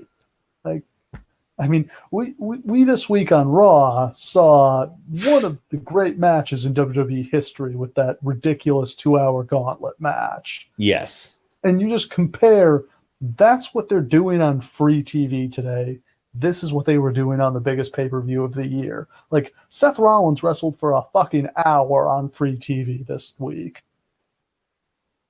And like, but it's also worth mentioning that like the concept of using a 2-hour match in order to rebuild Seth Rollins' standing within the company and make him a top babyface is never something they even would have fucking considered in these days. Like, what do you mean like a great match would make them care about a guy? Like, that's not a thing. No, we need more promos.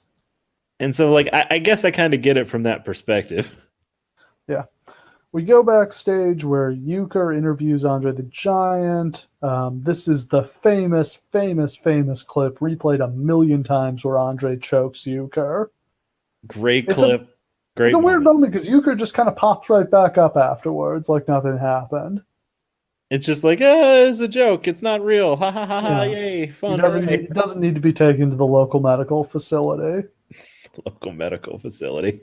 This is where we got the reveal that DiBiase paid Andre to get Hogan out of the tournament, which shouldn't really be a surprise to any of us. No, I mean, it makes complete sense. Yeah. Next up, we've got Bobby Heenan and the Islanders against the British Bulldogs and Coco Beware. Heenan is wearing like one of those padded suits that they use when you're training like a police attack dog, and it's fucking hilarious. I love Bobby Heenan. I would be very, very happy if we just started a side podcast where all we do was talk about how great Bobby Heenan is.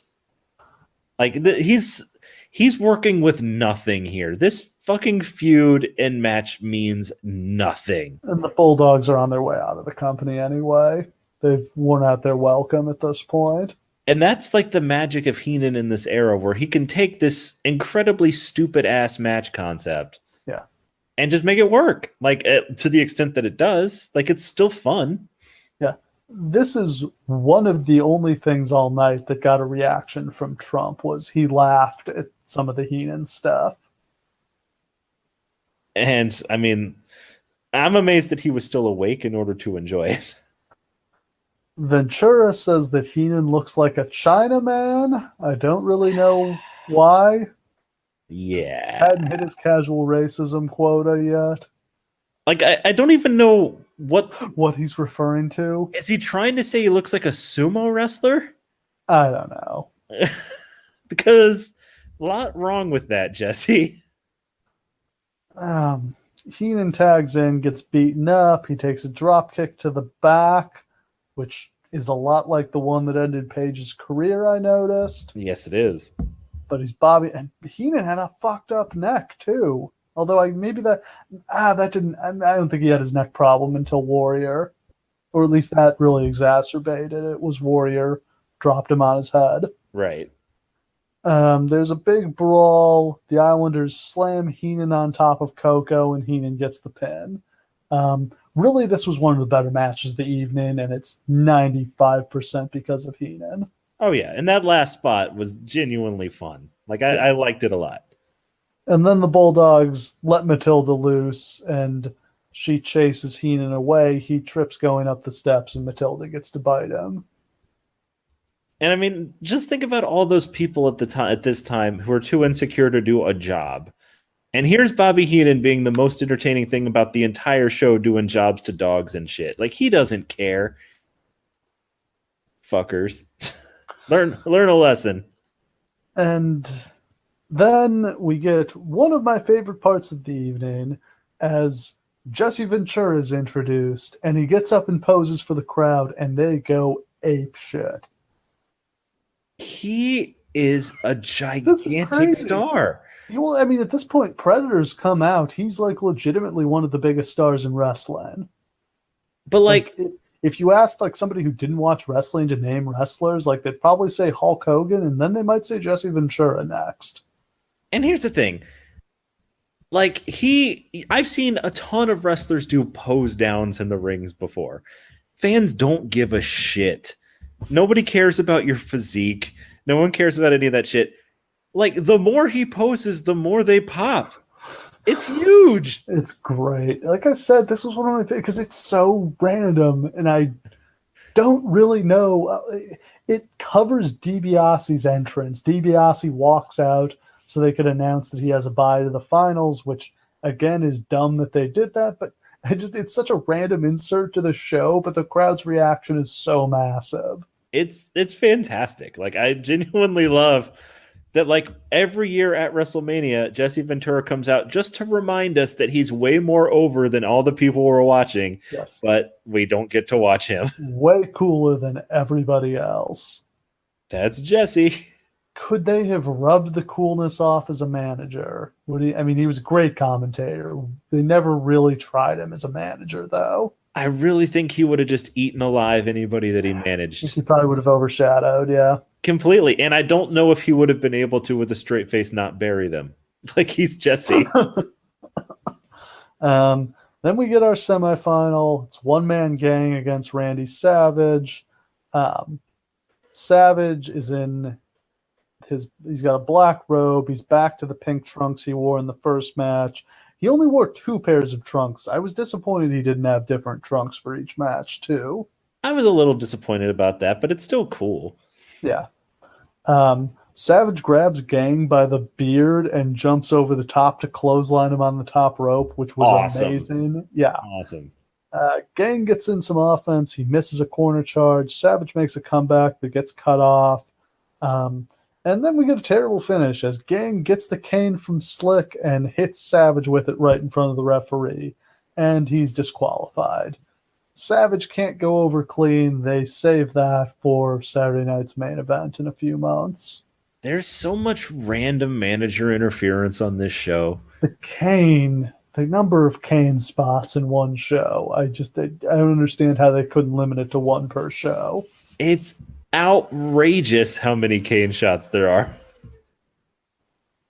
And it's not like, if we had just had a couple of these things happen on any given show, it wouldn't be a big deal. But it happens every single match. Yeah, every match. I mean, there's every match on this show has been bullshit. Yes. Like, who beat who on the? I mean, not even clean. Like, barely anybody's pinned anybody. It just sucks. Like, it's not fun. Then next up for the tag titles, we get Strikeforce defending against Demolition. Now, the interesting thing to me here was I always thought of Strikeforce as like one of the great 80s tag teams. I always assumed they were super popular. They were the tag champs. This crowd shits on Strikeforce. They hate them. Do not care about these 2 douchebags. It's actually really awesome how much they hate Strikeforce. They are so much more into Demolition here. This New Jersey crowd is so ready for Demolition to kick these pretty boys' asses. Absolutely, yes. And like, it's no surprise that Demolition is going to be the thing very soon after this. Like, they get going on that real quick. Yeah, I mean, this is it. They win the tag belts here. They've been around for a few months. They're just pushed to the moon here. Absolutely. And it's just, man, like, if this match were to happen today, instead of just absolute silence when Strikeforce comes out, it would have been huge boos. Oh, God. They're bad. This is a shit tag team. Tito Santana and Rick Martel are great. Yeah. But this is not working. Yeah. And this is basically it. Like, because Martel gets hurt and misses a bunch of time, and then he turns on Santana at WrestleMania 5 and becomes the model after that. So, right. Yeah, I mean, Strikeforce does not have a long run here. I mean, I think that Martel and Zenk together would have gotten over and stayed over. Absolutely. It's the fucking Tom Zenk story. Yeah, it's just something about having like 40-year-old Tito Santana in there instead. Just, ugh. But yeah, Demolition kicks the shit out of them. Martel gets the hot tag. He gets smashed in the Boston Crab. The referee gets distracted with Santana and Fuji fighting. That allows Axe to hit Martel with You guessed it, Mr. Fuji's Kane. And Demolition get the pin to win the tag titles. Fucking the Kane. Yep. More dangerous than Tito Santana's forearm. I guess. And we finally made it to the main event. Robin Leach brings out the WWF Championship. It's the Eagle belt, which oddly had debuted on Saturday nights or on the main event in February. This seems like it would have been the perfect time to bring out a new belt, but for some reason they switched to the Eagle belt back in February. That's weird timing, but I don't really think that they thought that much about the belts at the time. I'm not even really sure why they came out with a new one. No, I mean, this is the most iconic belt in wrestling history. I mean, I guess the big gold belt is probably number one, but this is number two. This is Right. one of the most beloved belts. I think when anybody thinks of the WWF title, this is what they think of. For sure. Like, yeah, this belt lasts until 98, and the designs that they replace it with after that, none of them really stick or pop. Unfortunately, yeah. Somehow they kept that goddamn spinner belt for 8 years, though. Loved the spinner. And then Euchre comes down. He's the ring announcer for the main event. A drunk guy hops the railing and hugs him, and Euchre's so awesome, he just rolls with it. I'm amazed they couldn't have done more with Euchre after this, because he's such a natural. I wonder if they just couldn't have. I mean, yeah, he was a pretty big time baseball announcer. I think he was good enough. He could have just been a regular announcer on their show. Oh yeah, he could have done what Mean Gene did. Like, I'm amazed there aren't that many people in the world who can do that job. I'm not sure that they've found one since Mean Gene. And like, man, he was so good. He introduces Vanna White, who is the timekeeper. He gets a kiss on the cheek. Yay. There you go, dirty old man. Literally a 3-hour build to a kiss on the cheek. And we've finally got our championship match, the 16th match on this card. Ted DiBiase versus Randy Savage for the heavyweight championship of the world. Crowd was never really hot, but they're really worn out by now. They still pop for Savage, but it's not the same. No, I mean it's his fourth entrance. And that's part of the problem with one night tournaments, is that no matter how excited you are for a person the first time you see him, you're never going to be as excited the fourth time, no matter what's going on. Like, you just don't have that anticipation moment that you had when you came to the show just to see your favorite guy. You've seen him. You've seen it. You've seen everything that he does. Who cares? Andre trips Savage twice in the first minute. That allows DiBiase to take over. Savage gets his jumping knee and knocks DiBiase to the floor. He's going to go for the double axe handle, but I love this spot. Andre just stands in front of DiBiase and is like, you really want to try it? That is really good. And that's a great use of Andre, because he can't do that much, but that's awesome. He can stand there and look scary, though. Yes, he can. Savage, has a word with Elizabeth and sends her back to the locker room. Jesse's shitting on Elizabeth is great here. Well, what can you even say at this point? Like, you've tried to convince me for years that Jesse Ventura and Gorilla Monsoon is the combination of announcer and commentator of all time. And I think this is the show where I finally decided to agree with you that this is the best combination. It's just Jesse being so great. Look, Heenan's hilarious too. The edge to me is Jesse Jesse was able to also call wrestling seriously, which Heenan could too, but he never had the gravitas that Jesse did. Right. And yeah, you're completely right. Like, there are parts during the show where Heenan or Jesse and Gorilla are just like, man, you remember back when we wrestled? It wasn't like this. And like, that's cool. Like, that gets a side out of Gorilla that Heenan never did. Yeah, your prime back in 1932, Gorilla. So Elizabeth goes to the back. Jesse claims she's given up on Savage, the gold digger that she is. DiBiase takes over. He hits a fist drop. And now Elizabeth returns with Hulk Hogan.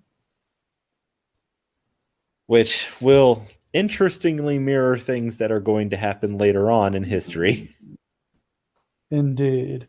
Andre grabs Savage again, but Hogan breaks it up this time. DiBiase goes to the top, but Savage throws him off. Savage goes for the flying elbow, but he misses. DiBiase hooks the $1 Million Dream, and he's within seconds of winning the world title. Savage is going to sleep.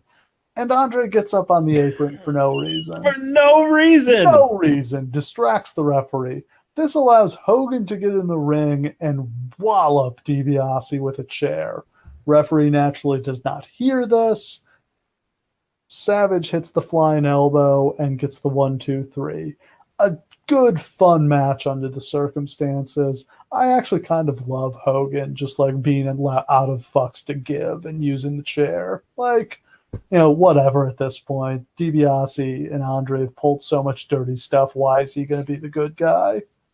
One of my my most treasured delights from this time period is going back and realizing that Hulk Hogan wrestled as a heel all the time, and it didn't matter. Just like with his promos, it didn't fucking matter what he did. He could do anything. Yeah. I mean, this is sort of before the era of the anti-hero, but I feel like it shows people kind of wanted that all along. Oh, yeah. People are delighted. Jesse Ventura, if not an anti-hero. Yeah. This is a fun match. I genuinely liked it. I'm glad we got here because this is the match that always should have been in the main event of this show. I'd love to see these guys have a proper 20-minute match. I'm going to have to dig around and see if there's a house show match out there. And that's part of the problem is that this was a feud that was so cool and so big, and we never really get to see it. Like, if you happen to be lucky enough to go see a house show during this era and at this time, that's awesome because you probably saw this match and it was probably fucking amazing. It doesn't really exist on tape. That sucks. Yeah, whereas in this era, Savage versus DiBiase would have been the main event of Backlash. Oh, God, yes. And probably 2 or 3 pay-per-views after that. There are probably a lot of parallels you can draw between this and the Triple H versus The Rock match. Or it's like one of these guys is going to be the guy. Who do we choose and how? Here we go. Yeah, as always, Jesse threatens to come out of retirement and take Hogan out. God, if only we could have gotten that tag match, right? The Mega Powers versus DiBiase and Ventura. Oh my God! Jesse or Savage gets Elizabeth up on his shoulder. Hogan is there applauding, kind of upstage in the moment, but not so much as he would later. Yeah. Just they already know where they're going. They already know. I don't know if Vince is sold on it yet, but like Patterson and Pritchard have already mapped out the next year, and it's going to be Hogan and Savage at WrestleMania 5. And that's such magic. I can't wait until we do our next episode and talk about that show because it's really one of the only times I feel like they did a proper year-long build to something. And like it paid off. In this era, we kind of talked about like most of these WrestleMania builds are just kind of 6 weeks. Even like literally, it's like even when you only had one TV to build to something, you'd still be like, fuck it, we can get it done in one day. Yeah, we'll hold off. But yeah, I mean, this one, they've got it all mapped out, and they've got the key inflection points, and they've got just the right number of pay-per-views and TV specials between now and next WrestleMania to hit all the right marks. And yeah, I mean, they planned it out, and it ends up being one of the biggest shows ever. And it's not surprising it worked out that way. Absolutely not. It's phenomenal. Like, it's going to be so much fun to talk about. Yeah. But that closes the book on WrestleMania 4, a show that was, of disappointment commercially, I would say pretty much a disaster creatively. Not a lot to write home about on this show. I mean, the main event was fine, but this is a hard show to watch. It really is. It's not a lot that's very enjoyable. The concept sucks. Everybody seems unhappy to be there except Randy Savage. Like, it's just a bummer from start to finish. Yeah. And for comparison, the Clash of the we'll have to do this Clash of the Champions after we get done with these WrestleManias. The Clash of the Champions special that aired this night was spectacular. Yeah, like genuinely as great as the Buckhouse Stampede was not. Yeah, good wrestling did exist in this era. It just happened outside of the WWF for the most part. It had a southern drawl. Yes, it did. And so that wraps up WrestleMania 4. We'll be back next week for WrestleMania 5, where the Mega Powers will explode. Kaboom!